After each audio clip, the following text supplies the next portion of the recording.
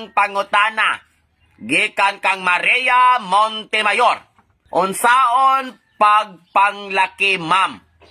Kay pirti man ka ana.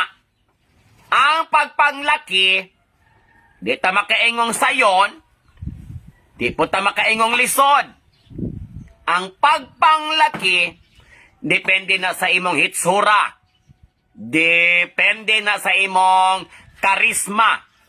Nayuban, makapanglaki, tungod sa ilang kagwapa, kadagko sa dughan, lamig porma sa lawas, unya samputan.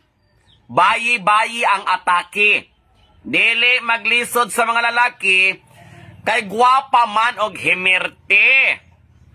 Karon, kung dili tingali kaayo ka gwapa, makalaki ka, kung perte ka mo dala og kanang karisma ba? Perte kag mo entertain sa mga lalaki. Nadyo kay attitude and personality nga ang lalaki, makonfident good siya nga kanabang murabag makigsuod nimo, makigrelasyon nimo, kay na komportable siya. Pero kung binayot atong hisgutan, my goodness, ang pagpanglaki, tinud-anay ra nga istorya, wala kay kwarta, ayaw na lang pag binayot. Oh, kang panahon karon lahi na sa una. Kung sa una, makalaki ka, waray kwartahay, makakita ka gugma, nga mulahutay, nga waray tunulay, walay ayudahay, kana siya sa una pa ng panahon. Panahon pa nas gira World War III, World War V. Karon kay gira naman sa West Philippine Sea, di na siya applicable.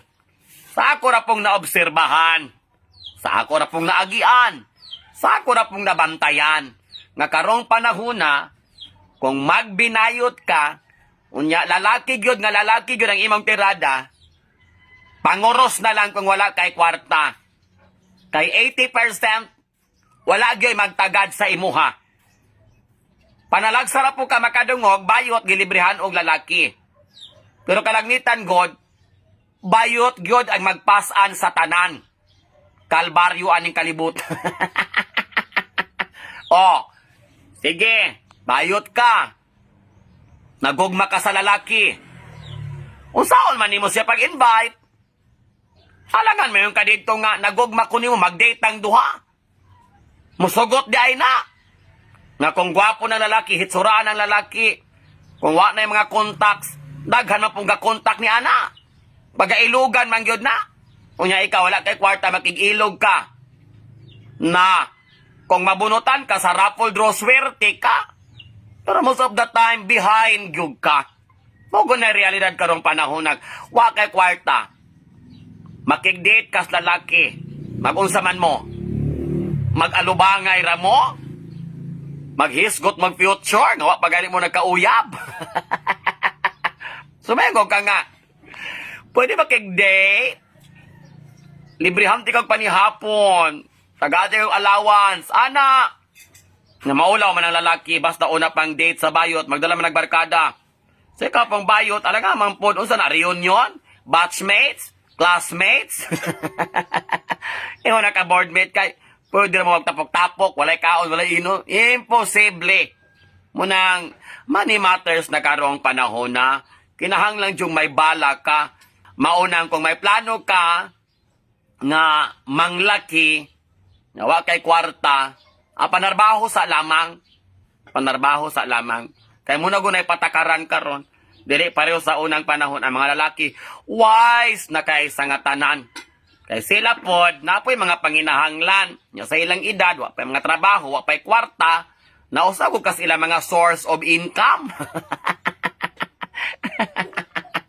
Mao nang ginaingon sa uban nga miskag unsa pakakalat ayog itsura nga pagkabayot, pagkwartahan ka, shoot gyud ka sa banga.